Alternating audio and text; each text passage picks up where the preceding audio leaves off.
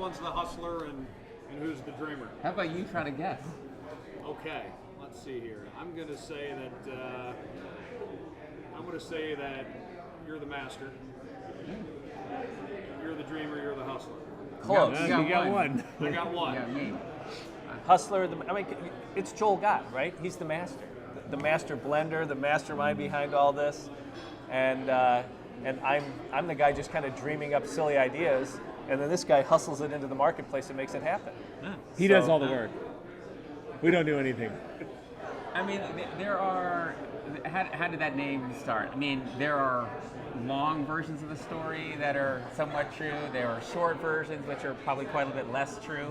I mean, Do one of the half-true ones. I mean, it simply put, Raj and I were friends. Joel and I were friends. Each of us were sort of conspiring on different ideas, different projects. At one point, it was called Three Kings. I wasn't included in that. I wasn't good enough. And along the way, it started to be called Three Thieves because we thought it might be more interesting to steal some wine that somebody didn't realize how good they had it. Joel and I were chatting about this idea of bringing back the original vessel of cheap, bad California wine, which was the jug. And along the way, I just thought, you know what?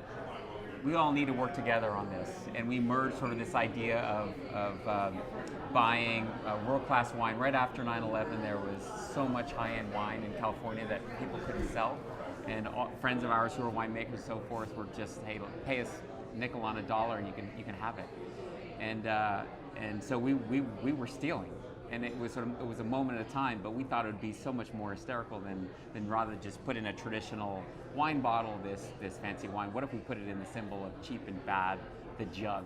So we rolled out these 1 liter jugs of Napa Cab and Single Vineyard Zin and all these other things. And when I told Joel about Roger, Joel's like, "Why do we need Roger? Who's he? What's he gonna do Anyway?" And How's that gonna help? I told And I Roger said, about Joel Joel, Gott? and That's a fake name. Nobody's named Joel Gott. Why do we need him? And I was like, hey guys, I think you'll realize why we're all better off together.